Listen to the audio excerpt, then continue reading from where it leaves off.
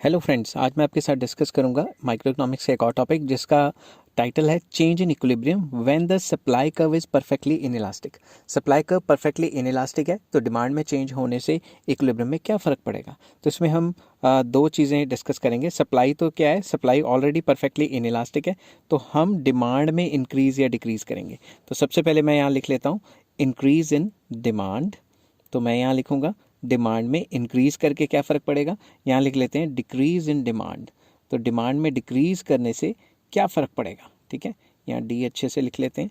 तो अब ये वाली जो सिचुएशन मैं बनाऊंगा डिमांड में डिक्रीज़ की इंक्रीज़ की बनाऊंगा, और ये वाली जो सिचुएशन बनाऊंगा ये डिमांड में डिक्रीज़ की बनाऊंगा, ठीक है। तो सबसे पहले मुझे परफेक्टली इनइलास्टिक सप्लाई कर्व बनानी है। तो चलिए बनाते हैं। परफेक्टली इनइलास्टिक सप्लाई कर्व आपको पता है पैरेलल टू वाई एक्सिस होती है। परफेक्टली इनइलास्टिक सप्लाई कर्व एक ऐसी सिचुएशन है जिसमें आप सप्लाई को चेंज नहीं कर सकते, सप्लाई फिक्स रहेगी। तो मैं यहाँ नाम दे देता हूँ एस जो है परफेक्टली इनइलास्टिक सप्लाई कर्व है। अब इसमें एक नॉर्मल से डिमांड कर्व बनाते हैं। तो डिमांड कर्व नॉर्मल आपको पता है कि normal demand curve is downward sloping, ठीक है। तो मैंने डाउनवर्ड स्लोपिंग दोनों साइड्स डिमांड कर्व बना दी हैं। अब इसका नाम दे देते हैं D D is the demand curve, D D is the demand curve, E is the point of equilibrium. अब इक्विलिब्रियम के सामने अगर चलें तो ये क्या आ गई, इक्विलिब्रियम प्राइस, और नीचे तो इक्विलिब्रियम क्वांटिटी है ही है, और यहाँ पे भी ये ई पॉइंट पे इंटरसेक्ट होते हैं।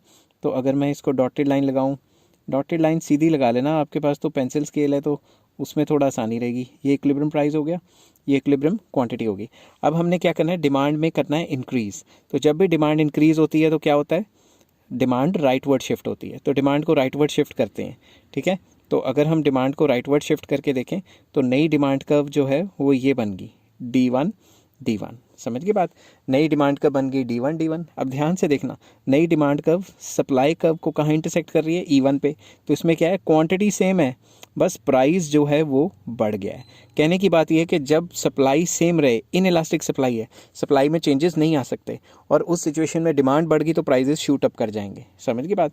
और अगर ऐसी सिचुएशन सप्लाई जो है इन इलास्टिक है और अगर डिमांड डिक्रीज़ कर जाए तो उस केस में क्या होगा, उस केस में मैंने ये डायग्राम में आपको बता रहा हूँ। जो इसमें तो मैंने राइटवर्ड शिफ्ट किया था क्योंकि डिमांड इंक्रीज़ थी, इसमें लेफ्टवर्ड शिफ्ट करना है क्योंकि डिमांड क्या है, डिक्रीज़ है, ठीक है।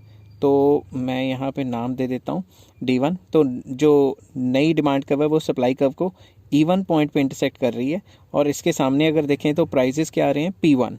तो जो प्राइजेस हैं, इक्विलिब्रियम प्राइस हैं, वो काफ़ी गिर गए हैं, ठीक है। तो जब भी सप्लाई इनइलास्टिक होती है और डिमांड में डिक्रीज़ आ जाए, डिमांड में फॉल आ जाए, तो इक्विलिब्रियम प्राइस धड़ाम से गिर जाते हैं। आई होप ये वीडियो आपको पसंद आई होगी। अगर पसंद आई हो तो please like, share and subscribe. Next video में मैं लेके आऊँगा सीलिंग प्राइस क्या होता है, ठीक है। Till then take care, have a nice day.